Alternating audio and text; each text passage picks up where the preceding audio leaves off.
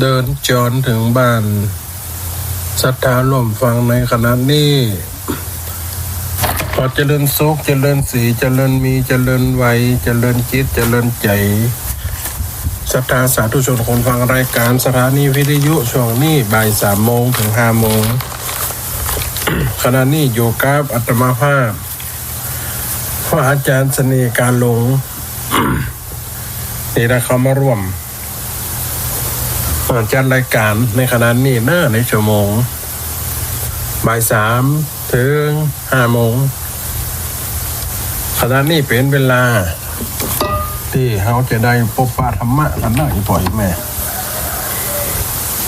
เวลาบ่าย3พอดีเมื่อกี้กับติดทุนละไปเผาศพจีศพมาโอนปีใหม่กับยังหวานปิดศพเก็บศพกันมาหลายวันมีการเผาศพจีศพโอนปีใหม่ขันยาวันโอนการโอนงานกันย่ำโอนในเรื่องของการสงเคราะห์อนุเคราะห์นะคนเป็นคนตายกันย่อมจากเปิ่งปลาอาศัยพระสงฆ์องค์เจ้าเป็นผู้นำทางจิตวิญญาณเพราะทางศาสนาขณะนี้อะไรมาฟังมาโอมาจ๋ากันอีบ่อยแม่เป็นจะได้กันพอกลูกเต้าเราหลานมาเอวปีใหม่เมืองบางคนกับเป๊ปิกบางคนกับงานติดเลยว่างานมีโปรแกรมที่จะต้องทำอาจจะได้มาหลังๆที่มาดำหัวปอกหัวแม่คนเฒ่าคนแก่ปู่ตาน่ะลุงปู่ย่าตายายก็เป็นแต่ละบริษัทเป็นแต่งานบางทีเป็นก็ได้ยุดบางทีเป็นก็ถ้าคนอยู่เป็นก็มีโอทีมีอย่างการแรง2 เต่า 3 เต่ามันก็เป็นโอกาสของละอ่อนเขาเนาะคนเราคนแก่บางคนก็ดีใจลูกหลานมาบางคนก็อาจจะแอบน้อยใจนิดที่ว่าลูกหลานมาได้มาก็พองานเขาบางทีก็ลัดตัวหน่อยพ่อแม่เนาะ มันก็เป็นเรื่องของการ สร้างฐานะรักฐานมันก็ย่อมจะเป็นจะอันไปเอาแก่มารอคอยละอ่อนจะมาช่วงปีใหม่บางทีเขาก็ได้มาปีใหม่ไทย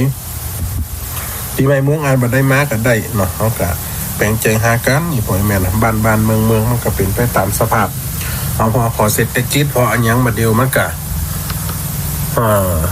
ยาวไปหลายอย่างเดี๋ยวมันเก็บเกี่ยวได้ก็ต้องรีบบางงานบางอย่างมันล้อมได้นะเหมือนกับคนทำงานเป็นตำรวจเป็นหมออาจจะมีการปิดเทอมมีการได้ยศเปลี่ยนเวรเปลี่ยนกะกันเข้าไปมันก็เป็นเรื่องของที่น่าหันใจบางอย่างเนาะไอ้ปล่อยแน่นเนาะมันก็เป็นไปตามสภาพเนาะสิ่งนี้ก็เป็นการทำตามหรือว่าจันลงไปทำตามของตัวเองไปการงานไฟมันก็เป็นความสุขเล็กๆน้อยๆของคนเฒ่าเป็นความม่วนใจที่ได้หันหน้าลูกหันหน้าหลาน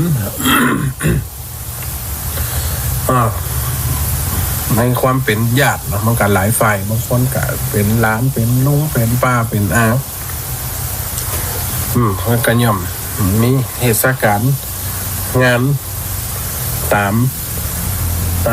วันหยุดนะครับแต่เลิกแต่ละปีที่เป็นหยุดมันก็เป็นความสุขเล็กๆน้อยๆของคนเฒ่าคนแก่ที่ได้อยู่กับลูกกับหลานพร้อมหน้าพร้อมตาเนาะมันก็เป็นเรื่องที่ทำกันไปอยู่กันไปเนี่ยมนุษย์โลกเขาก็ย่อมสร้างย่อมทำกันไปเนาะยำไวทำงานเปิ่นว่าคนเฮายำหนุ่มยำกำหาได้คนเฮาเปิ่นหอบลูกก่อนสุขลุ้นมันสบายบางคนสบายเหมือนยำหนุ่มซ่อหาในสิ่งที่ปนเปื้อนตัวเก่า ในเรื่องที่บดีตั้งอบายมุกเท่ามาบ่ได้หิได้หาสะสมอย่างไหวก็เป็นลำบากบีบากกับตัวน่ะเอาง่ายๆมันกับคนที่บ่คิดบ่สร้างหยังรอเท่าแก่มาลูกหลานจะเรียกกล้าจะพอจะดูมันเปลี่ยนไปได้ยากเพราะสังคมเดี๋ยวทุกอย่างมันอยู่กับเศรษฐกิจไหนฝ่ายแม่นะเศรษฐกิจไทยเขาถ้าว่ามันผลห้องเวลามันถ้าเขาบ่รีบขั้วรีบทำมันก็จะเป็นเรื่องที่ยังเขาวุ่นวายลำบาก เป็นเรื่องเฮาบ่ม่วนนี่เท่ามาแล้วกำลังเฮามันตกเฮาจะไปเสาะหา เฮาไปเสาะหาหรือการกระทำในสิ่งที่เกินกำลังเฮาอย่างคนเฮาเท่ามันน่ะเกินกำลังน่ะเปิ้นอุปมาเหมือนอายุ2ขานคนเฮาอย่างที่เปิ้นเปรียบเทียบให้ฟังว่า10ปีอาบน้ำบ่หนาว20ปีสาวบ่กาย30ปีเนี่ยมาฮู้นายสงสาร40ปีเนี่ยการมันฟ้าเนี่ยวัยกำลังทำงาน50ปีสาวน้อยดาบาดเจ็บใจเปิ้นว่าแต่กระแต้มฮ้อนนะ60ปีเริ่มไออย่างพานโขกเนี่ย60ปีคือวัยเกษียณเฮาพอเตอะอยู่บ่แม่คนเฮาทำงานกำลังแข็งควายมัน50-60มันก็เริ่มอ่อนล้านะเป็นครูเป็นหมอข้าราชการกินเงินเดือนอย่างกระจ่างขย่อมจะได้ยุดได้พักจะทำต่อไปกะต้องธุรกิจส่วนตัวอย่างเดียวแต่ระบบราชการประกาศต้องลี่กะ เกษียณอายุกะออกไปตามสภาพมันจะว่าคน60-70ทำงานได้นะทำงานได้แต่ประสิทธิภาพมันก็น้อยลงเรื่องหูหนาตาจ้าเนาะลงลืมมันก็เป็นเรื่องสิ่งที่คือบ่งบอกเห็นก็คือความชราคือความแก่เข้ามาความแก่ความชราวันนี้มันก็จะป้าเขาไปในทางที่ย้อนคล้อยไปหมดที่จะตึงก็มีอย่างเดียวนะหู หูตึงอย่างเดียว มันเป็นเรื่องที่เปรียบเทียบกันว่าอันดอกเปรียบเทียบกันว่าอันนี่อย่าง3ขานะเท่ามานะตา2จั่นฟัน2เตืออย่าง3ขาจะได้เอามี2ขาเริ่มเท่ามาแก่มากัดหย่อมใจไม่เต้าเป็นตีพยุงบางคนกับไม่เต้าอันเดียวบางคนกับ3อันบางคนกับ4ขาเนาะเดี๋ยวมันกันยากอย่างนั้นมันก็เป็นไปตามนั่นนี่ตา2จั่นโมนาตำดีกับไปเปลี่ยนเลนตาใส่แว่นนะอาจจะเป็นไปในทางที่ดีคือตาแจ้งหูแจ้งว่าเนี่ยมันกับว่าเกี่ยวข้องกับแว่นตาพัน2เตือนะคนเดินยังแค่หูจักแปรงภูมิแปรงฟันการรักษาคิ้วฟันก็ยังอดทนอยู่ได้เหมือนอยู่บางคนเท่า60 70 90คิ้วยังเต็มปากอยู่คนแต่ก่อนนี่มันก็มีสุขอนามัยในเรื่องนี้นะมันมียาสีฟันใหม่แปรงฟันขายตามท้องตลาดมันก็หล่นไปตามสภาพกินยังเกี่ยวยังกะลุ่มล่ำเกี่ยวยังกะลืมเกี่ยวยังกะลื่นหยาบเกี่ยวหยาบ หันละอ่อนกินชามเคยแจกันดิแกงกินแกงซึก ยำหนงยำหนังอย่างมันก็ได้ฟอกุ้มกับฟอละอ่อนคนเท่าบางคน ยำหนุ่มหันหย่อหันคณะปัดปุ่นปัดเป็ดจุ่งใส่ปลาคบงึดหนีบตรงยั่ว เต่ามาล่ะกูก็อยากไปกินได้อย่าไปโหมกไปหลาบมันกับล้ำเกี่ยวของอีป่อพอละจ้าง10 บาทเอโลคนเท่ามันวะ นี่อันใดกินเบเตอร์สูมันจะเท่ามาสู่จะหู้ซึกนะเท่ามาสู่จะหู้ซึกคนนั้นมันจะหู้ซึกตัวมันกำก็คือย้ำเท่าย้ำแก่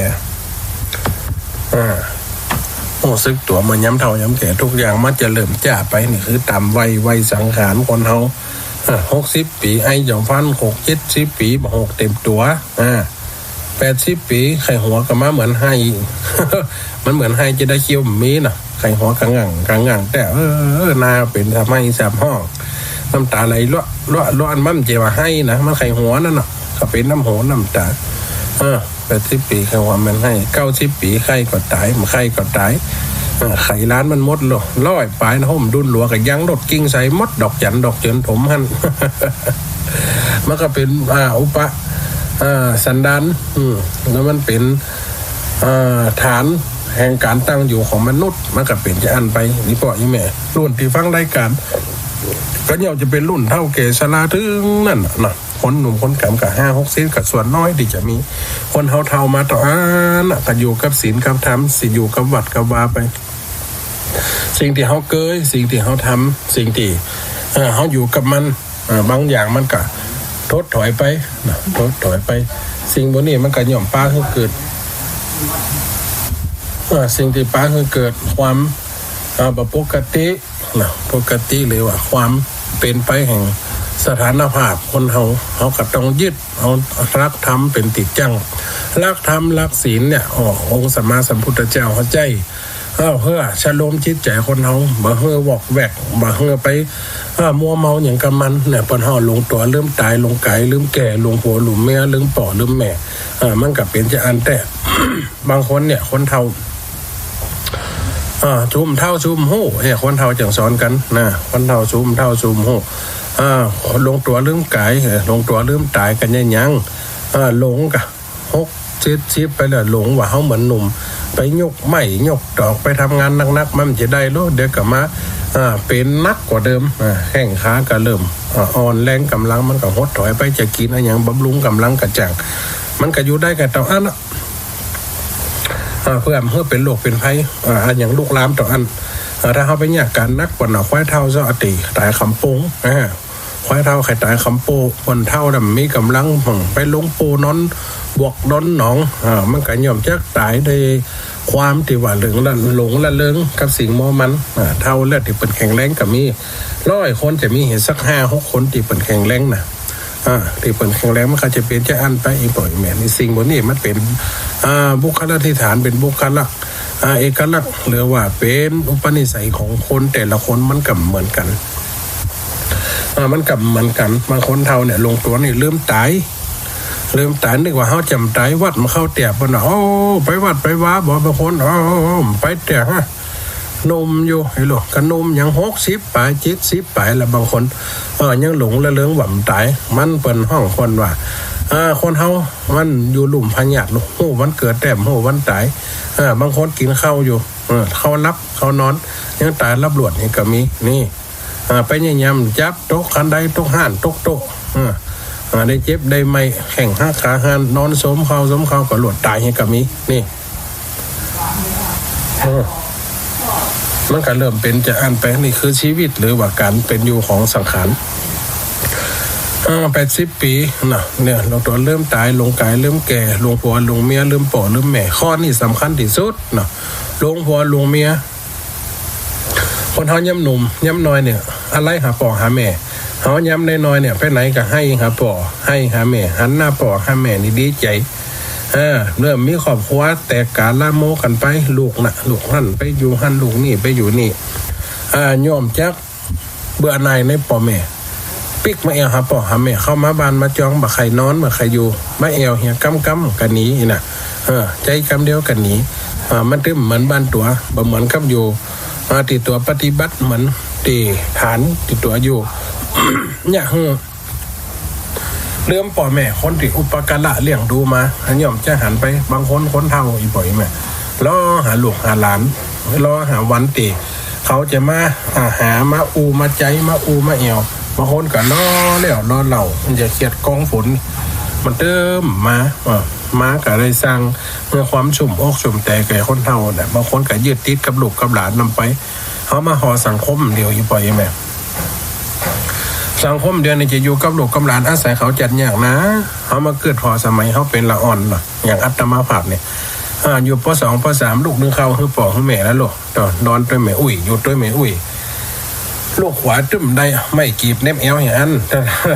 แฟนมือสายมันตันกับไม่กีบเบ๊ะไปลูกนึงเข้าอย่างเมาขี้หูขี้ตางมซอมๆไปจังนั้นเอาเดียว17 18 19สาวย่ำหยากันรอกระปอกกับแม่กินเงินกินแห้งแล้วผมได้พ่อแม่จะได้กินแห้งเพื่อถึงเขาได้ดีมา30-40กับไปติดลูกติดเมียอย่างเงี้ยกำประมาณละเขาจะไปกองหาเขาได้เขาสร้างให้เขาเป็นคนได้แต่จะสร้างจิตใจให้เขาเหมือนเขามาเป็นไปมันได้แล้วเพราะว่าเจี้ยมแต่งร้ายมันเริ่มมาขึ้นก้างเขาย้ำนมเขาก็ดูแลป่อดูแลแม่ดูแลขันรักอบอ้อมอารีดูแลใจใส่ทุกอย่างแต่เพื่อว่าลูกจะเป็นมันเขามันเหมือนในบ่อยแม่ถ้าเอาตัวเขาเป็นเกณฑ์มาตรฐานหรือเอาตัวเขาเป็นเครื่องวัดมาตรฐานจะยากให้จิตใจสมองเขามันสังคมมันยุคใหม่ยุคITลูกเขาจะได้ตุกมันเฮามันได้อยู่มันเฮามันก็ย่อมจักเปลี่ยนแปลงไปเขาก็ย่อมจักหาทำงานของเขาไปจัดรายการอยู่ด้วยคน5 โมงคนออกมันก็เป็นอย่างอันไปนะอยากหึงจิตใจคนเฮาค่อยเขไปตามสภาพเนาะพอดีละอ่อนเขาก็จะมาเจิมรถเจิมล้างเนี่ยยังว่าน่ะ การงานตุเจ้ามันน่าอาตมาภาพนี่ก็พยายามที่สุดนะเพราะว่าเฮาเป็นเจ้าอาวาสเนาะอันใดได้เปิดกลับมาหาอันใดเปิดกลับมาห้องอันใดเปิดกลับมาเอิ้น มันก็นี่น้อยเนาะเฮาจะมาจัดนะปกติจะลูกอื่นจัดห้องเนาะเปลี่ยนกันไปว่าอาจารย์มาสมศักดิ์ก็เอิ้นมาตลอดนะเพราะอย่างว่าน่ะเฮามันทำงานจุดๆนี่มันก็จะยากใจอยู่ในการทำงานในการที่จะพบป้าผู้คนนะมันก็เป็นสิ่งที่กะแปลงใจหานะแปลงใจหาเปิดแปลงใจหาเฮาด้วยคนเฮามันก็เป็นจะอันไปสิ่งที่เฮาทำใดสิ่งที่เฮาดูแลใดสิ่งที่เฮาทำใดก็เนี่ยไปตามเวลาตามฐานตามงานที่เฮาทำเนี่ยอย่างอุ้ฟังตะกี้เนาะก็คือการอยู่กันเป็นครอบครัวใหญ่อย่างสมัยก่อนมาเดียวว่ามันใครมีละเท่าเดียวพ่อกับแม่คนเท่าเผาตีนเผามืออยู่ด้วยกันไปกินกันไปจะล้อลูกล้อหลานมาเลี้ยงมาดูนี่กันเนี่ยบางทีก็เอาหลานมาละเอาลูกมาละพ่อแม่ก็ต้องจะเป็นดูแลไปเขาก็ทำงานของเขาไปเพราะอย่างตีว่ามาเดียวเพราะว่าสังคมเฮามันเปลี่ยนแปลงทุกอย่างในการอยู่การกินทุกอย่างมันเปลี่ยนแปลงตามสภาพแวดล้อมมันเป็นไปตามนั้นเมื่อเป็นไปตามนั้นแล้ว เขาก็จะต้องพยายามดิ้นรนเพราะว่าทุกอย่างมันซื้อหรอตื่นมั่มเจ้าก็ต้องซื้อละ1กาแฟแก้ว1ก็ซื้อแก้วต่างหื้อละโอวันตินแก้ว1ก็ต่างหื้อละเนี่ยมันก็ต้องกินซื้อสมัยก่อนเขาบ่มีเนาะมีกับฮู้จักกับขาบข้าวเหี้ยกับผลไม้ตามฤดูเหี้ยหน้าฮ้อนหน้านี่ก็กินฟางหม่องน้อยเอามาจานมันลูมาเอามาตำกันเนี่ยคือของหวานอันละออนเดี๋ยวนี้มันกินของเขาเรื่อยๆหรอเดี๋ยวกับอันนั้นอันนี้เดี๋ยวกับชาบูเดี๋ยวกับพิซซ่าเนาะแฮมเบอร์เกอร์เนี่ยมันซื้อมดมันเข้าเป็นเงินหมดนะเขามาตั้งอยู่ลูกเต้าเหล่าหลานเขาก็อย่างตามปอดตามแม่เขาจะเอาละอ่อนมาเลี้ยงมาดูเหมือนเขาเลี้ยงลูกสมัยก่อนมันก็เป็นไปมันได้มันก็ต้องเอาเงินมาเป็นตัววางเป็นตัวดำรงชีวิตจิตใจแต่ก่อนมันห้องว่าปัจจัย4ปัจจัย4คือหยังก็คือเครื่องนึ่งห่มที่อยู่อาศัยอาหารการกินและยารักษาโรคเดี๋ยวมันเป็นปัจจัย5ไปละนี่เพิ่มอันยังไปแหมเพิ่มอันนี้เข้าไปแหมรู้ป่ะเป็นการได้เนี่ยการมันยิบมาสารนี่กะมาทางการน่ะกะเดี๋ยวจัดรายการวิทยุอยู่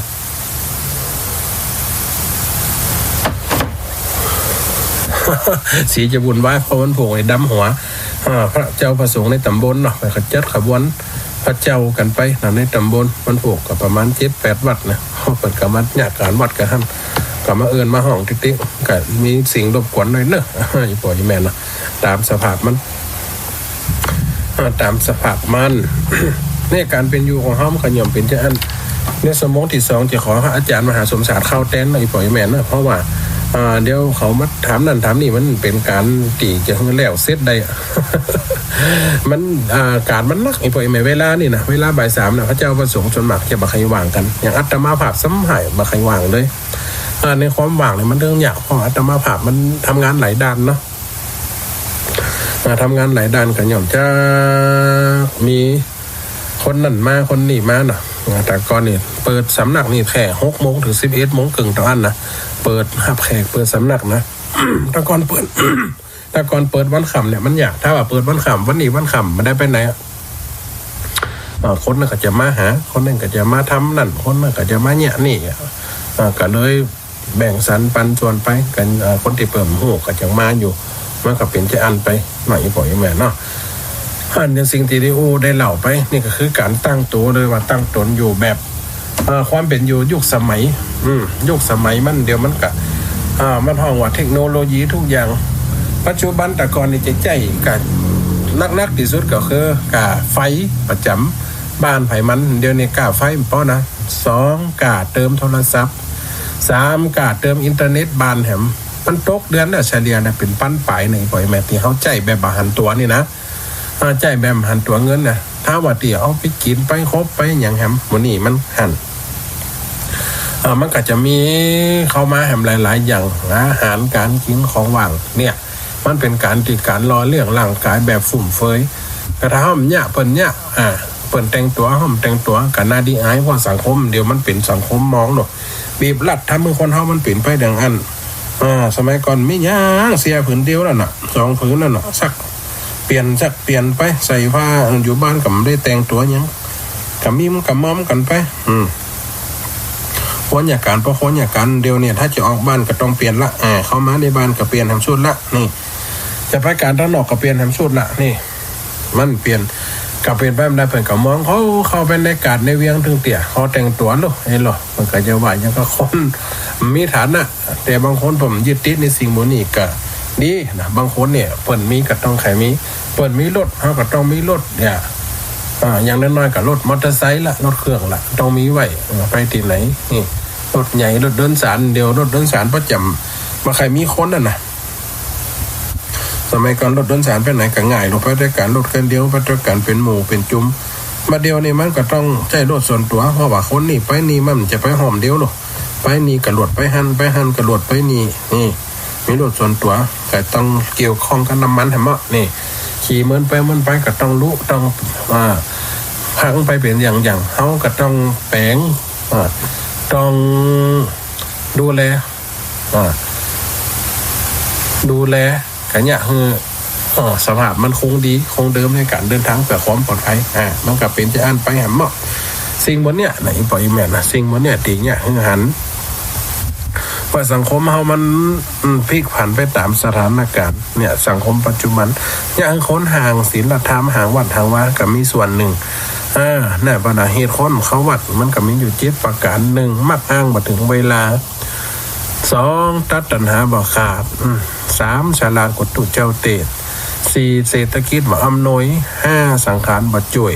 6ตุเจ้าบ่หวยบ่ถูก7วัดบ่ปลูกศรัทธาจึงเป็นตีมาว่าคนไขเขาวัดนี่1มักอ้างมาถึงเวลาเพราะว่าอันยังเวลามันยังหนุ่มยังน้อยอยู่ไปเตอะปะเฮาไปวัดบ่เฮาไปทำบุญบ่เฮาไปเอวหันเอวนี่บ่วัดนั้นเปิดมีการมีงานวัดวันเฮามีงานประจำสวดมนต์ไหว้พระวันศีลวันธรรมไปใส่บาตรใส่ปกไปเตอะมาถึงเวลาเตี้ยรอเท่าหำน้อยก่อนเด้อการงานก็มีหนักอยู่เท่ามาหำน้อยการงานหนักแต่มาติดกับลูกกับหลานทำนี่ไปมันได้เต้ต้องได้พอลูกพอหลานพอลูกพอเต้าแล้วใหญ่แล้วได้เลี้ยงหลานแฮมนี่ถึงเวลา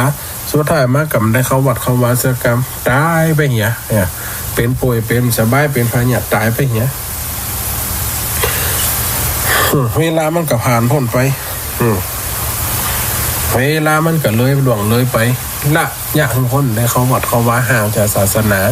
พอติดกับอยู่วัดยังบ่ถึงเวลายังถึงเวลาตั้งแต่ของมันก็ล่วงเลยไปอันวาลีอันเวลาวาลีมันไม่มีคอยใครประดุจเสมือนสายน้ำที่ไหลเลยผ่านไปไม่มีวันหวนกลับคืนมาวันว่าสายน้ำอันเย็นใสมันก็ไหลหล่องไตไปไหลหล่องไตไป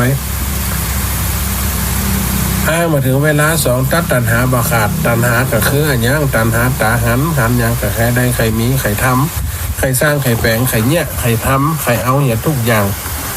มาปงมาวางเนาะมาปงมาวางกันเนี่ยสังขารมันตัณหามันเกาะกลุ่มจิตใจตัณหามัน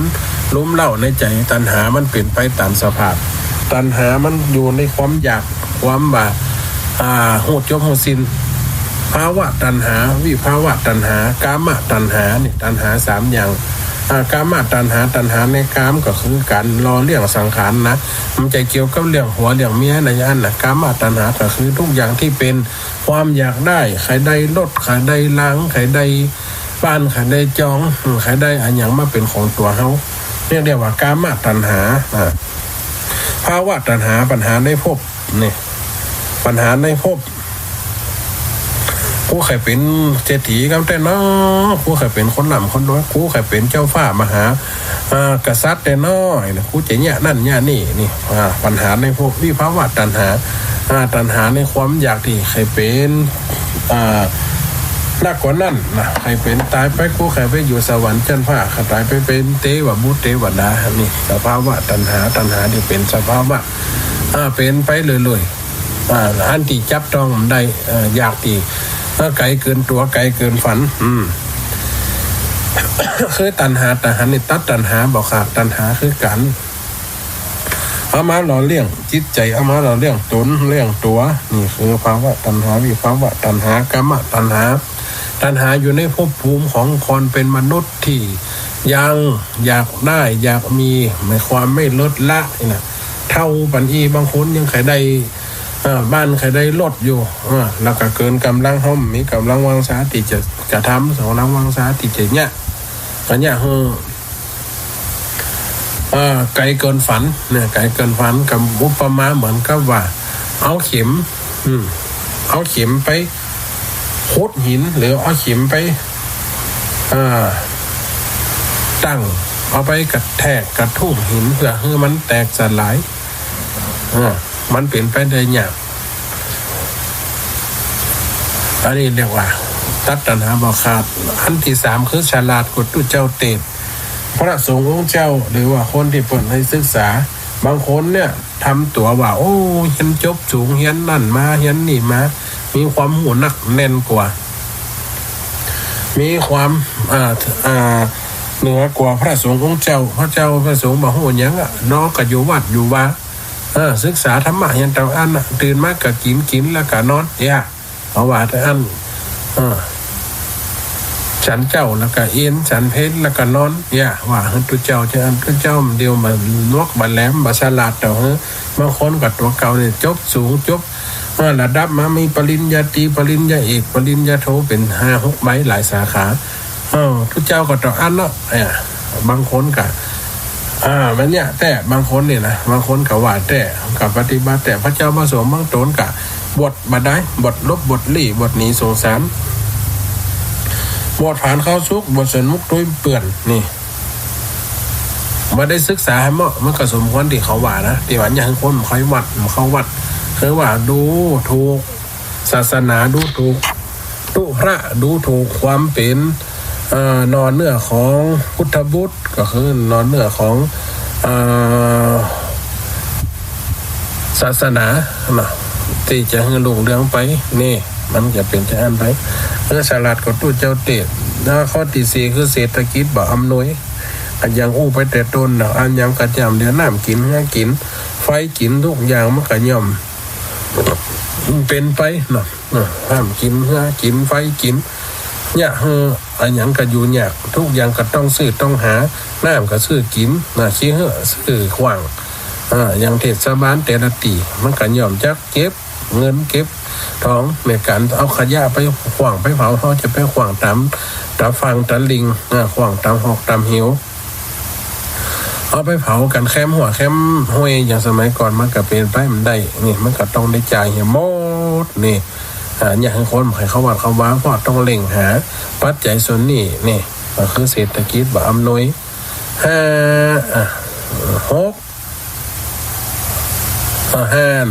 สังขารบัดจ่วยก็คือเท่าแก่แลมนย้ำนมกับไปแต่40 50 60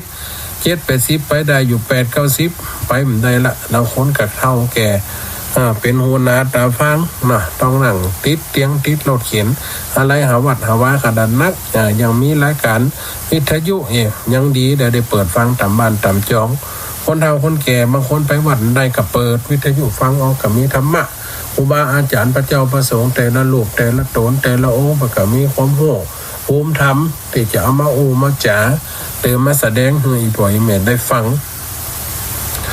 ก็ถือว่าเป็นมีใจน้อมนำอยู่มีใจเลื่อมใสในศาสนาอยู่บางเขาไปวัดไปบ้านได้ก็คือว่าธรรมะเดลิเวอรี่ธรรมะเปิดถึงบ้านบางคนจากทั้ง Facebook จากทั้ง YouTube ก็ไปเปิดฟังเข้าฟังธรรมะ เพราะว่าจิตใจยังเป็นธรรมะจิตใจยังเป็นธรรมเป็นศีลอยู่แต่จะไปวัดไปว่าถ้าลูกหลานไปส่งวัดว่าอยู่ไกลเอาใส่รถเครื่องรถซาเล้งไปก็ไปได้ยากเนี่ยก็คือสังขารบ่จ่วยอันที่6คือทุเจ้าบอกหวยบ่ถูกบางคนนี่เจือศรัทธาสูงนำไปวัดไปว่านี่ต้องได้หวยได้เสทำบุญใส่ซองผ้าป่าซองกันถินหอมหันหอมนี่ต้องได้ละต้องได้สิ่งตอบแทนเป็นหวยเป็นแสเป็นเหล็กแน่นอนเนี่ยบางคนว่าโอ้ไปวัดนี่เพิ่นบอกหวยมันถูกบ้านนี่บอกบ่แม่นบ้านนี่บ่ได้โลบ่ศักดิ์สิทธิ์เอาไปใจเป็นในเรื่องการเชื่อว่าทำบุญแล้วจะได้บุญในชาตินี้อาตมาภาพเคยอยู่ตลอดเคยอยู่บ่ขาดว่าคนเขาเกิดมาสร้างกรรมใหม่ในใจกรรมเก่าสร้างกรรมใหม่ก็คืออันยังกรรมใหม่ๆที่เขาสร้างกรรมใหม่ๆที่มีกรรมใหม่ๆที่เขาทำดีเนี่ยมันจะเป็นผลที่จะตอบให้ในแหมชาติหนึ่งชาติใดเขาเกิดมาสร้างกรรมใหม่ใจกรรมเก่าชาติเก่าคืออดีตชาติที่เขาได้สร้างมาทำมาสิ่งที่เป็นสิ่งที่กุศลและอกุศลบางคนสร้างที่เป็นอกุศลนักก็ไปเกิดเป็นคนที่ทุกข์ยากฝากใจหากินมากลุ่มเนี่ยกลุ่มตัวเกิดมาผสมประกอบมันก็ย่อมจะเป็นไปนี่ก็คือได้ศรัทธาเนี่ยเชื่อว่าทำดีแหละต้องได้ดีจะเอาคือตั้งใจมันเป็นไปมันได้อีกบ่อยแม่นอกจากบุญเก่าจะมาโยนมาสนองมาตอบมาหนุนเกื้อกูลขึ้นมานี่เรียกว่าทุกเจ้าบอกหวยบ่ถูกก็คือเชื่อว่าทำบุญเดี๋ยวจะได้จกได้หลับบางคนไปวัดไปมาเห็นเลยให้แล้วคนที่ค่ากินแรงแตงกินง่ายค่าชีวิตขายชีวิตคนอื่นมันยังหล่ำยังรวยเนี่ยวัดกำไปถูกหวยติ๊กๆเอามาเปรียบเทียบอย่างคนเฮาใจฟอมาเจือในบุญมาเจือในศีลมาเจือในหลักคำสอนมันเปลี่ยนจะอันไปนี่มันก็เป็นอย่างที่หื้อหันในคันกายปล่อยแม่นพระพุทธเจ้าบอกให้มันถูกอันที่7วัดบ่ปลูกศรัทธาศรัทธาคือหยังศรัทธาคือความเชื่อความเชื่อคือความเลื่อมใสความเชื่อในสิ่งที่ว่าสามารถสอนได้อย่างวัดเนี่ยมันก็ย่อมเป็นที่เปิงป้าอาศัยหรอกเป็นเตชโลมจิตใจไปหาตุเจ้าบางคนกับปักศกปักไม้ตุเจ้าบางตนมาอย่างนี้มาถามอย่างปู่จานนั่นปู่จานนี่ขอมาได้เป็นตุเจ้าอนุรักษ์สังฆทานเนี่ยอันใดกะจี้เห็นหมดของบุญของเน่าเข้าภาษาเอาภาษาเปิ่นต้านกินคำเข้าอันนี้ไว้เนี่ยอันนี้ไว้เนี่ยใส่ตู้เย็นเต็มกินวัน2วันกับบุญกับเน่าเอาขวางไปตุ้มยำได้เอาไปผายไปโบดถึงคนอื่นเปิ่นเอาไปเลี้ยงคนแต่คนโจรไปเลี้ยงสัตว์เลี้ยงสิ่งกันยังมีอานิสงส์พละอานิสงส์อยู่บุญกันย่อมจะได้2จั่นคนติดตานได้แล้วไปเป็นพระอานิสงส์กับคนอื่นที่เอาไปกินก็ได้บุญ2จั่นนี่มันเป็นใจอันไปบางคนพระเจ้าก็แต่นะเพิ่นอยู่กับตัวเพิ่นนี่เป็นคนที่ขี้จำบ่ปลูกศรัทธาบ่มีศรัทธาปะศรัทธาเพิ่นเข้าปรึกษาหาความยังกำได้แม่ฝันมันใครดีแม่นี่รับใครท่ามันจะได้ล่ำไล่ล่ำเหลียจิตใจแม่กับเขาวัดเขาว่าไปมาถามเนี่ยมันก็เป็นเรื่องของธรรมศาสตร์มันน่ะกะไปดักเพิ่นเหี้ยคือนักมีคนจริตเนี่ยมาปลูกศรัทธาเพิ่นก็เปิงใจเข้ามาถามมันนี่อีแม่ฝันดีฝันจะได้ฝันที่มันเป็นที่เนี่ยมันเป็นฝันก็คือความฝันเนาะมันจะสิ่งที่แท้แน่นอนเขากินนักกินหนาไปเป็นยันถ้าอีแม่สบายใจตามสบายใจลุงป้ามสบายใจมันนี่เขาจะมัดมือถือแขนขึ้นเนี่ยเนี่ยอยู่ดีสบายมือหลกมีไฟอย่างเอาคำมั่วเขาใส่เอาคำหม่อนเขาใส่คนเขากระจุ่มใจแล้วยังดีลูไปหาตัวเอาตัวลุงตัวปอตัวปีกตัวหน้าเปิ้นกับกระจ๋าในจัดดีเปิ้นกะมีความหันอกหันใจนี่ปลูกศรัทธาวันนาวันตาอันตั้งแต่ตัวเอามัดมือแม่ปีกบานไปน่ะรับดีฝันดีลุ้นมาฝันเทวดามาบอกเลขบอกหวยเงินเราเห็นหรอได้ยำนักหนาเก่าได้โตดเห็น10 บาท 3,000 ไป แมวใส่ช่องมาถวายนี่ฮะ500เอ็นหรอสังฆทานมาถวายนี่เอ็นดีแต่ฮอตัวเอาตูปีเนี่ยเขากันนี่ไปเนาะบางคนเนี่ยกับไปปฏิเสธเห็นมนต์แควดว่าไปปฏิเสธตัวเจ้าตัวท่านเสียศรัทธาเนี่ยเปิดมาถามมาทอมเนี่ยเอ็กดาตำเนี่ยอูกำหม่อนใช่เนี่ยบางคนกับไวอารมณ์สองขั้วเป็นใบโฟล่าตัวเจ้าก็เหมือนกันตัวต้องเป็นผู้จำตั้งจิตวิญญาณเป็นผู้นำตั้งอารมณ์เขาก็ต้องเอาสิ่งวันนี้มาเปิ่นตีแพ้ให้เปิ่นหัวให้เปิ่นเข้าใจว่ากันอย่างไปปลูกศรัทธาแต่กะวัดมันยังมีการสร้างการสอนการเสกนี่เขากันเนี่ยไปเนาะวัดเป็นติจุ่มเนื้อเย็นใจวัดเป็นสิ่งที่ควันพอมาแล้วได้ความสุขกลับขึ้นไปจะว่ามาเนี่ยปุ๊บเกิดความทุกข์เกิดความทุกข์อกทุกข์ใจนักเหลือเก่าเปิ่นทำบุญกันเปิ่นล่ำเปิ่นร้อยมาห้อมกับคน10,000 20,000ย้ายห้อมแต่100-200เมาเนอะเงินน้อยเงินนิดนี่ไปทำบุญวัดอื่นเถอะเนี่ยเอาเงินแต่เอาไว้กินอย่างเงี้ยเอาเงินน้อยเงินนิดวัดนี่ต้องการที่เศรษฐีคนมีเงินต้องการคนตีล่ำตีร้อยต่ออันใครต่อไปวัดที่เปิ่นนี่เถอะเนี่ยคนทำก็น้อยใจมองใจกันนี่เนี่ยคือคนมาเกิดศรัทธากันย่อมตกไปเนี่ยคือคนมาเจียกเลยใครเขาวัดเขาว่าตื้มใครเขาวัดเขาว่ามันเดียวตัวเจ้าว่านายเขาก็อันยังหัวไอ้เนี่ยนะติดอยู่กับโลกล่ำไปติดทั้งโลกล่ำไปคนมีเงินมีทองไปไวไปสาเดี่ยมเจ้าด้วยเดินหนียังไหวหน้าหนีไงเนี่ยเอาเป็นข้อเปรียบเทียบกันละเนี่ยคือคนเขาบักใครเข้าวัดเขาว่า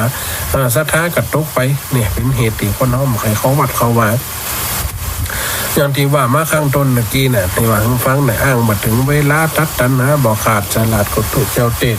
เศรษฐกิจอำนวยสังขารบ่จ่อยตู้เจ้าบอกหวยบ่ถูกวัดบ่ปลูกศรัทธาย่อมเป็นสิ่งที่นำพาสู่ความคือคนเฮาห่างหายห่างไกลจากวัดจากว่าห่างไกลจากสิ่งที่จะเข้ามาบำรุงพุทธศาสนาถ้าว่าเฮาเป็นเจ้าอันมันก็ย่อมให้คนผันแปรไปอาจจะไปนับศาสนาอื่นก็มีศาสนาอื่นเปิ่นมีสิ่งชโลมจิตใจลูกเปิ่นเอามาช่วยเยียวยาเปิ่นรักษาเปิ่นประกอบในสิ่งที่ดีคนเฮาก็เวโลอันยังกระจ่างคนเฮาถ้าเปิ่นดีจ่าดีคนเฮาก็จะย่อมไล่หาทำในสิ่งที่เปิ่นต้องการได้เนี่ยเขาก็ต้องขจัดปัดเป่านี่เป็นสิ่งที่ควรคิดพิจารณาพอข้อนี้มันสอนถึงตู้เจ้าสอนถึงศรัทธาในก่อยแม่นี่นะนี่จะเอามาตีแผ่เอามาเอามาจ๋าในรายการเล่าให้ก่อยแม่ได้ฟังเป็นเวลาสิ่งที่ได้ควรฟังในสิ่งที่สมบูรณ์สิ่งที่เข้าใจสิ่งที่ทำแล้วสบายใจสิ่งแล้วทำแล้วคือความสุขใจมันก็เป็นอย่างอันไปก่อยแม่เนาะเป็นสิ่งที่เขาได้ฟังหรือได้จ๋ากันมานะเวลาบ่าย 3ไปนะเดี๋ยว4 โมงไปเดี๋ยวจะตักหาพระอาจารย์มหาสมศาสตร์จะมีรูปได้รูปเงินเข้าแทนได้ก็อาตมาผัดกันยังว่าคนนั่นก็มาห้องคนนี้ก็มาห้องงานมันกันยังว่าแต่ลูกงานซุปมันตะกี้นะกำลังขึ้นวัดมามันก็3:05 นาทีแล้วพอดีเปิดเป็นข้าราชการเก่างานช่วงงานสาวมันก็เมินน้อยลูกเต้าเราหลานเป็นอยู่ไกลเพิ่นก็ทำพิธีเมินน้อยปกติก็บายไปกันแล้วมันก็ย่อมยักไปตามสภาพมันเนี่ยเป็นสิ่งที่มามาจากหรือว่ามาในเนื้อหาธรรมะสาระของอีปล่อยแม่ได้ฟังแล้วชโลมจิตใจฟังแล้วเกิดความจุ่มอกจุ่มใจฟังแล้วเขาจะไปห่อนตามอากาศเนอะวันนี้ก็สิว่าอากาศห่อนขนาดนักนะทั้งในเมืองฝนตกขนาดตะกี้ใน Facebook ทั้งในเมืองตกขนาดนักทางเมืองปานนี่ก็ตกฟ้ามืดตื้อเหมือนกันทั้งใดก็ฝนตกช่วงนี้นะอากาศจะเริ่มไปปวนปีเก่าปีใหม่มันสมทบกันเข้ามาคนตะกอนปีใหม่ปีเก่าตีกันก็คือแต่มันความเกิดกดอากาศมันร้อนแต่ความเย็นมากระทบกันก็จะเกิดเป็นฟ้าเป็นฝนลมมาบุ่มบั่มเนี่ยหลังคาเรือนหรือว่าบ้านจ้องบุกสลายหรือว่าพังพินาศกับไปหลายตีหันข่าวกับตั้งสุโขทัยกันนักนะทั้งอยุธยากันนักเหมือนกันหลังคาเปิดเป็นหลังๆไม่แป้นผิววุ่น มันเป็นภัยธรรมชาติมันก็ย่อมจะเกิดก็เก่งระวังเอาจะเก่งระวังจะได้อีบ่อยแม่เก่งตัวเฮานั่นน่ะจากมันเตอะทรัพย์สินทั้งนอกเฮาก็หาใหม่ได้บางคนเป็นฝ้าเป็นฝนเป็นลมมาโอ้รถกูจะไปไหลวักเอารถไหลวักเอาเขียงซักผ้าตู้เย็นทีวีมันล้มมาแห้งอย่ามันไปแปะอย่างเป็นว่าล้มดำล้มแดงแห้งขนาดก็ไหม้ใหญ่ๆยังฮัก มันเป็นการเตว่าต้องผันแปรหรือว่าเปลี่ยนไปถ้าล้มมาก็ไม่ใหญ่มันฮักต้นไม้น้อยๆกับมีโอกาสได้โผล่ขึ้นมามันโบดบางแสงพระอาทิตย์ต้นไม้มันกลับมาสมบูรณ์อันที่นอเนื้อที่จะขึ้นมาก็เหมือนกับพ้นเฮาเหมือนกันนี่ปล่อยแม่พ้นเฮามันเป็นสิ่งที่หันตามสภาพเฮาเท่ามาแล้วแก่มาแล้วก็สอนลูกสอนหลานปล่อยโอกาสให้เขาปล่อยเขาไปของอันใดก็จะอยู่ในโอวาทเห็นหมดแต่มันก็ยากเพราะเขาจะเขามันอยู่ในโอวาทเฮามันก็ยากเพราะว่ามันหยังสังคมมันเปลี่ยนแปลงบางทีเขาฉลาดผ่าเผวกว่าเฮาก่อนเขาโง่แล้วเฮาก่อนลวกกว่าเฮาก่อนโง่แล้วเฮาก่อนเขาก็จำเป็นต้องยอมบางเรื่องเขายอมได้ก็อธิบายเหตุผลฟังว่าโอ้จินป่อมาแม่เป็นใหญ่อีเด้อจินเท่าจินแก่ปู่ย่าตายายเป็นใหญ่จะอีเด้อบอกควันจะไปลบล้างหีดล้างห้อยมันบดีน่ะลูกเอ๋ยหลานเอ๋ยสิ่งนี้พ่อแม่เขาแก่ตายายปู่ย่าตาลุงเปิ้นสั่งเปิ้นสอนเปิ้นอธิบายมาเขาก็เจียบพ้องเด้ออาจจะไปละเหี่ยมดเนี่ยเปิ้นว่าจะไปหันของใหม่ดีกว่าของเก่าเปิ้นเอาของเก่าแล้วเก็บมาคันสีเป็นของดีสืบลูกสืบเต้าเป็นสมบัติเก่าเงาที่เฮาควรศึกษาควรทำควรดูแลควรอนุรักษ์ไว้ก็เหมือนกับปีใหม่เมืองก็เหมือนกันสิ่งใดที่ดีสิ่งใดที่ทำแล้วมีความสุขกายสุขใจสิ่งใดที่ทำแล้วเกิดความสำล้านใจมันก็ย่อมจากเฮาอยู่ในสภาวะอันสมบูรณ์แบบทั้งจิตใจและอารมณ์ใดถ้าเฮาปล่อยสภาวะอารมณ์ไปตามอารมณ์ร้อนตามอากาศตามสภาพตามเหตุการณ์ที่มันเกิดความขัดแย้งเฮาก็อยู่ยากอยู่บ่ม่วนบ่วุฒิในจิตใจมันเป็นสิ่งที่ควรที่เฮาจะควรดูแลเนี่ยควรทำเนาะอีปล่อยแม่นเนาะเวลาก็ล่วงเลยเข้ามาประมาณ50ปลายกว่านาที50ปลายกว่านาทีได้ได้จ๋าเนาะ52นาทีเนาะเพิ่นก็ฟังกันอยู่แต่ในเวียงนี่ฝนตกเด้อมาเป็นหยังมาโทรมาก็ได้เนาะมันฝนตกฟ้าห้องกว่าเรื่องฟ้าเรื่องฝนมันจะยากเป็นอันตรายเนาะทั้งนี้ก็นี่อันนี้ก็ตั้งได้หมดเฮาพอทั้ง Facebook นะเราก็ไม่กลัวเป็นเก้ากำปมกำแปงแล้วหมดนี่ตั้งได้หมดนี่นะอันนี้ตั้งในฟอทั้ง Facebook เขาถึงส่งมาเรื่อยๆนี่อันนี้จะตั้งในเวียงเหมือนกันเนี่ยนะตั้งในว่าในเวียงหลายตีหลายตั้งเกิดพายุเกิดลมสาธุเน้อยายแก้วเน้อฝนตกกระแม่ในเวียงว่าหันเขาลงเฟซตกขนาดนั้นเหรอห้องมาได้โอ้แสดงตกแถวน้าป่อนี่แม่ตะกี้นะตาโถกเนี่ยจะตกกันขนาดนั้นเดี๋ยวเด็ดแสดงนี่มันอันนี้กันล้มได้โซ่ๆแม่แต่กับมีฝนเก่าบัดตกก็แหละมันตกเก่าไหมฮะฝนตกว่าวันนี้ใกล้แม่ก็ไปงั้นตกน้าก็ว่าขังมาเปิด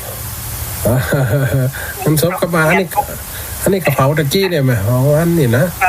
นี่กระเพรามันเนี่ยเจ้าบ้านเขาบ้านกระปุงเนี่ยนะนั่นเนาะเพราะนั้นมันคำปีใหม่เขากระปิดไว้เนาะอันนี้กระปิดเหมือนกันนะร้านมันเป็นร้านของท่านพระครูนะแบบการมันเงินกันหนักเนาะทีชดปีใหม่ชดมานี่แฮมน่ะงานหนักเนาะแม่น่ะการงานทีชดใจแม่อย่างพระอาจารย์ท่านให้กับพ่อมได้อยู่ได้แม่มาตะกี้นี่กับมันหนังนี่มันตั้นนี่ได้นะตั้นกับลังเขาแบบมานี่สมศักดิ์โทรหาเต้นเป็นไรมันเต้นมันเป็นสมมงเขาเนี่ยแม่แต่ปกติมันก็เข้าก่อนเข้ารุ่นของมันกับงานทีในแม่นะมันถึงมันได้อยู่เห็นซักวันแล้วแม่น่ะอย่างที่ไม่อีสะพายแล้วคนฟังก็จะเตียนอย่างเนาะโอ้เล่นนายแม่จะต้มปูจะเตียนรถน้ำตะกี้กับมันแล้วเจ้าหม้อทำจะมาเจิมรถเจิมล้างหัวมาเอิญติ๊กๆกันนะ เด้อสถานการณ์นั้นก็ดีอันนี้เราที่วงแห่ออกแต่นั้นทุกปีเกะขนาดนี้ตักหาไฟกับมีไฟว่างตักหาไฟกับมีไฟว่างแล้วไปเกมให้ว่าบ้านเป็นเจ้าภาพบ้านผูกมาบ้านอันผูกอัน8 วัด 9 วัดจะอันแห่ขบวนพระเจ้าไม่สงน้ำกันพุ่นในตำบลเฮาเปิ้นอยากกันจะอันมามาวัดไหนวัดเปิ้นนั่นวัดตุไปเกียนนะในตำบลมันผูกเปลี่ยนกันเป็นปีไปต้องให้เปิ้นนั่นแห่กันเป็นม่วนนะต้องพูดแล้วพอเป็นอย่างลงเพชรพลอยแม่จังเปิดอันนี้พออันม่วนวัดนั้นจัดมาวันนี้สักง่ายเปิ้นแข่งกันก็มันดีซ้ายกับกองซ้ายนั่นม่วนกันน่ะเปิ้นลงเพชรเขาเอาฝากให้อยู่ใกล้ให้น้องม่วนให้แต่ว่าหันบ้านกาดกะแห่ก้าไม่หันไม่แห่ไม่งามกะแห่แล้วหันว่าปีนี้กับเปิ้นแห่กันนี่ว่าปีนี้นะปีแรกก็หมายก็ว่าเนี่ยมาหลายปีก็ว่าเนี่ยปีแรกว่าเนี่ยมาหลายปีก็เนี่ยปีแรกแห่ใหม่โอ้ตั้งว่าแม่อันโควิดมาไม่ได้แห่หยังก็มาแห่ปีนี้กะกำลังได้ม่วนเนี่ยเนาะน่ะกำลังได้ม่วนปีกำเจนี่ทางพระอาจารย์ก็แห่กันล่ะแห่วันสังขารหลอกบนบ้านเฮาแห่ไว้นะแล้วก็มาตานวันสัญญาวันอันนี้ก็ตานวันสัญญาวันน่ะกะแต่ว่าเป็นเด็ดตัดกันนะวัดมันมองเพิ่นเอาเนาะมองเพิ่นนั้นสัญญาวันเพิ่นวันที่16เพิ่นเอาอันตามปฏิทินลั่นน้ำอ่ะจ้านั่นน่ะเฮานี่เอาตามอันบักเก่าหีบบักเก่าแล้วเพิ่นว่าเอาหีบอันปฏิทินอันสากลจ้า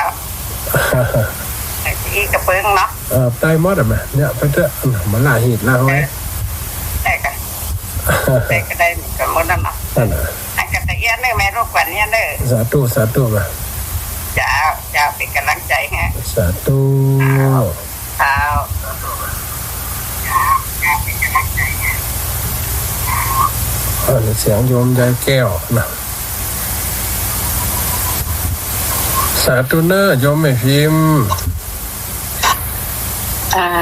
สาธุมานมัสการเจ้าพระอาจารย์สาธุโยมมันโต๊ะก็ไม่ให้มันโต๊ะกาเต็มในอันตั้งบัดโต๊ะไหมบัดโต๊ะแต่หน้าพ่อโต๊ะขนาดนั้นเขาตะกี้หันเขาลงนั้นหน้าพ่อบัดโต๊ะบัดเดียวนี่อย่างตุ้ง3 หางนี่เหมาะแต่เหมาะว่าเนาะบัดเดียวนี่ถ้าออกกับกำเขาว่าเอาเข้าร้อยห่อออกกำน้ำเป็ดจะได้นะเข้าร้อยห่อนะเข้าร้อยห่อวันนั้นหวาดด้วยตุ้งด้วยไหมหวาดด้วยตุ้งแหละแต่หวาดด้วยตุ้งนะเดี๋ยวกินข้าววันละห่อนี่เดินทางไปเขาวันพระสุเมนเหมาะเด้อแต่พระอาจารย์แม่ไปหาพระอาจารย์ดื่มได้ถ้าไปอันถ้าแม่แก้วได้ไปทั้งใดแม่ยกแม่พิมพ์จะฝากอย่างไปเด้อได้การยกแม่แก้วเปิดมาบอยกาวนั่นกับมาวัดนี่วัดอย่างก็วัดตรงต้องเปิดจะไปเปิดตีไปว่าเปิดแข็งแรงหน่อยนี่มันใครสบายวะมันใครแข็งแรงเจ้าสาธุเจ้าสาธุมาเจ้าเวลาหมดเวลาหน่อยหอยแม่นั้นนี่จะตักหาอาจารย์มหาสมศาสตร์ก่อนจะมีไผเขาแต้มกันจ้ะเพราะว่าการก่อนเมื่อคว้างหน้านี่เหมาะนี่เขาเพราะว่าหันแล้วมันตันแล้วนี่มาแหมเนี่ยมันก็เป็นอย่างเป็นอาจารย์อัน2-4 โมงจะมีไผเข้าต่อกันจ้าอาจารย์นี่ก็เขาผมคนมาทานหน้าว่าท่านเต็มแพทย์อดเขาเดี๋ยวจะมองเดี๋ยวผมมันแจ้งนัดจำได้เดี๋ยวผมจะได้ชดกันครับผมนั่นกับเพราะว่าเขาจะจัดขบวนด้วยจะไปบ้านตุบิเกนผูกฝ่องก็จะมาเจียมรถเจียมล้างกันครับมันงานช่วงนี้มันทีขนาดนั้นครับงานหนึ่งเนาะตู้ลูกเล่นไอ้บ้างจ้ะไอ้ไรครับเดี๋ยว เดี๋ยวผมลองติดต่อกันนะครับถ้าให้ก่อนก็ไอ้เกิดได้เนาะครับวันนั้นก็เข้าก่อนผมวันนั้นครับผมครับเปลี่ยนกันไปนะถ้านักจะได้การกันไล่รูปไล่ตนอยู่หลายรูปหลายองค์อยู่ที่แหละว่าจำแล้วมันก็ได้เนาะแต่ว่ามันเปิ่นก็มาล้อนั่นเดียวแหมชั่วโมงมันก็จะยาวไปแหมเหมาะนะเปิ่นมาล้อหนังคันได้ทานมันตัวหอกนะ2รอบคนกับใครได้นะในสิ่งที่เปิ่นกับใครได้เนาะคนเฮานะก็เป็นเรื่องธรรมดาให้ปล่อยแม่นเนาะเอาเวลาตอนนี้มดไปก่อนนะเดี๋ยวพระอาจารย์จัดการกำเนิดหมดเวลาแล้วคนฟังรายการเขาส่งสัญญาณอุจจาปักบอนขณะนี้เวลา 16 นาฬิกาที่นี่สถานีวิทยุเพื่อการศึกษาวิทยาลัยสงฆ์นครลำปางสถานีวิทยุกระจายเสียงบริการสาธารณะออกอากาศณอาคารเลขที่1วัดบุญยวาสวิหารถนนบุญยวาสตำบลหัวเวียงอำเภอเมืองจังหวัดลำปางทำการส่งกระจายเสียงในระบบ FM 106.5 เมกะเฮิรตซ์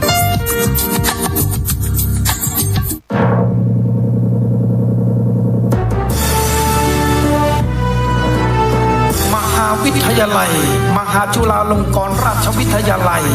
วิทยาลัยสงฆ์นครลำปางเปิดรับสมัครพระภิกษุสามเณรและคฤหัสถ์ใจหญิงบุคคลทั่วไประดับปริญญาตรีหลักสูตรพุทธศาสตร์บัณฑิตสาขาวิชาพระพุทธศาสนาหลักสูตรรัฐศาสตร์บัณฑิตสาขาวิชารัฐศาสตร์รับสมัครผู้สำเร็จการศึกษาระดับมัธยมศึกษาตอนปลายม.6 กศน.ปวช.ปวส.หรือเทียบเท่าระดับปริญญาโทพุทธศาสตร์มหาบัณฑิตสาขาวิชาพระพุทธศาสนารัฐศาสตร์มหาบัณฑิตสาขาวิชารัฐศาสตร์รับสมัครผู้สำเร็จรับปริญญาตรีทุกสาขานอกจากนี้ยังเปิดรับสมัครหลักสูตรประกาศนียบัตร1 ปีหลักสูตรประกาศนียบัตรพระสอนศีลธรรมในโรงเรียนเฉพาะบรรพชิตหลักสูตรประกาศนียบัตรบริหารกิจการคณะสงฆ์เฉพาะบรรพชิตหลักสูตรประกาศนียบัตรพระพุทธศาสนาทั้งบรรพชิตและคฤหัสถ์หลักสูตรประกาศนียบัตรภาษาล้านนารับสมัครบุคคลทั่วไปหลักสูตรประกาศนียบัตรบริหารท้องถิ่นสนใจติดตามลำตัวติดต่อสอบถามรายละเอียดได้ที่มหาวิทยาลัยมหาจุฬาลงกรณราชวิทยาลัยวิทยาลัยสงฆ์นครลำปาง054-209-454ปัญญาโลกสมิงปัจโชโตปัญญาเป็นแสงสว่างในโลกมหาวิทยาลัยมหาจุฬาลงกรณราชวิทยาลัยวิทยาลัยสงฆ์นครลำปางพระปิยมหาราชาธิบดีพระทรงมีปรีชาชาญมองคุณกำลังรับฟังสถานีวิทยุเพื่อการศึกษาวิทยาลัยสงฆ์นครลำปาง FM 106.50 เมกะเฮิรตซ์วิทยุประเภทสาธารณะควบคุมการออกอากาศโดยนายสถานีวิทยุดร.จิรศักดิ์